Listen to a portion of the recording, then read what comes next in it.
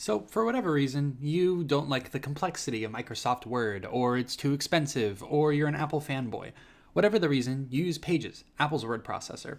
However, you still want to write your MLA format paper in Pages, but it doesn't look quite easy to do. Today, I'll walk you through everything from the basic formatting to the nitty-gritty details of it. And let's start with the paper that needs some formatting. So I'll just open up Pages, and I have a little paper here. So right off the bat, I'm just going to select everything with Command A, and I'm going to make sure that my font is set to Times. This is the Mac equivalent to Times New Roman, and the font size is set to 12 point. I'm also going to make sure the spacing is 2.0 or double, and that's all we need to do for now. Next, let's talk about indentation. So we want the first line of each paragraph to be tabbed in. So just click and tab, pretty easy. No new lines between paragraphs or no empty new lines. So not like that, you want something like that. There's another paragraph here and there's another paragraph here. Pretty easy so far. Now for the header. I'm just gonna come to the top of the document. I'll just leave a little room for myself. So now first goes your name. So I'm just gonna type my name. Then your professor's name. I'll just type professor, and you could fill it in for your class. Then the course name, so this could be like English, AP, literature, or whatever it is. And then now you need the date. So the date is formatted as the day, then the month, then the year. So for example, today is 4th of July, 2018. Now you need one empty new line, and you need to put a title. You can center that using the center button and type the title. So this paper was, I think, about design thinking. I should know. I wrote it only a couple days ago. And then make sure that there's no empty new line after the title. It just goes straight into the first paragraph. You already got one empty new line here. You're not going to get two. Now for page numbers. So MLA format says that on the top right of every page goes your last name and then the page number for the current page. So the way you do that in Pages, if you hover at the top, you'll see this little header bar comes up. Since we want it on the top right, we're going to click on the top right and click Insert Page Number.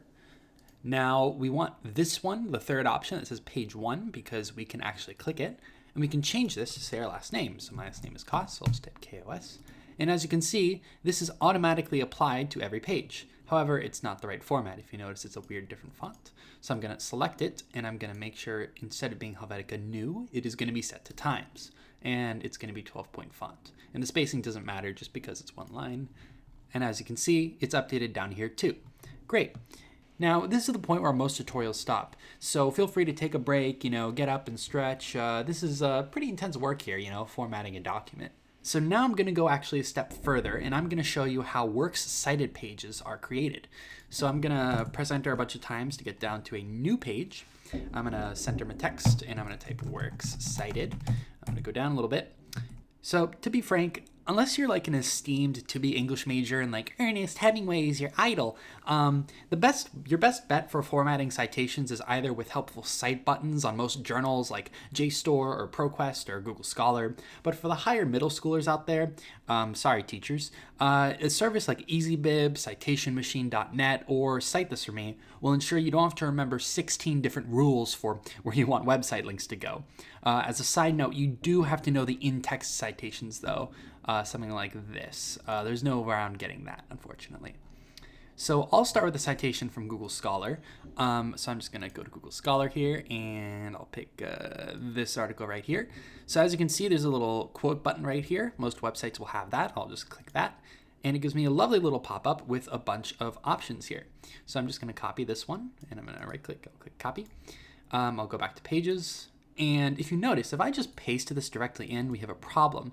Well, actually, no, in this case, it worked quite well, but in some cases, they don't format it for you. It'll be like a different font.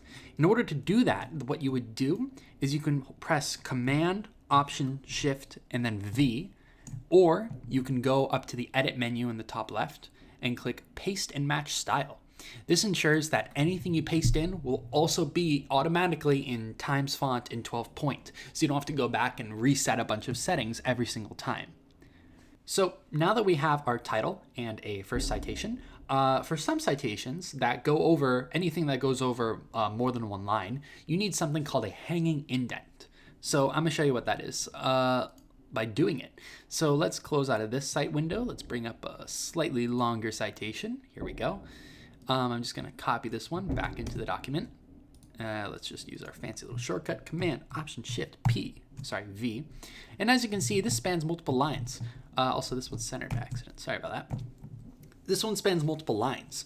Now, you could just kind of go in here and just hit Tab, and you can see it doesn't really work. You have to do it like a bunch of times, and it's like really weird. So this is the cool way to do it. So first, what you're gonna do is you're gonna press Command R. This is gonna bring up the ruler. You can also show this by going up to the View menu on the top left, and then click Show Ruler. Now, if I zoom in, as you can see, there's two things here. There's this like big chevron, and then there's a little tiny bar at the top. So the chevron controls the first line's indentation, and the thin bar controls everything else. And the chevron has priority, so you have to drag that one first to get what you want. So first, I'll drag the chevron to 1/2 inch out. It's a little bit hard to see, but you can just count the bars, little ticks, if you really want to make it exact. Then I'll drag the thin bar on top. It's a little hard to grab. I'll drag that back. As you can see, this has indented everything in this citation except for the first line. And you see I can just kind of drag this around, and it kind of links the two. So if you want to actually change it, you'd have to change the small one first and then move the big one, and it gets a little bit complicated. So now your file is ready to go. That was actually pretty easy. Let's export it as a PDF so anyone, even Windows users, can read it properly, and you don't have to worry about losing weird formatting things here and there. So to export it, you go up to the File menu on the top left, Export to PDF, but note you can also export it as a Word document. The only downside is in some really rare cases, it won't convert the file properly and you might end up with issues. For me personally, I always export as a PDF, and then if someone like my professor really wants a Word document, I'll export it as a Word document.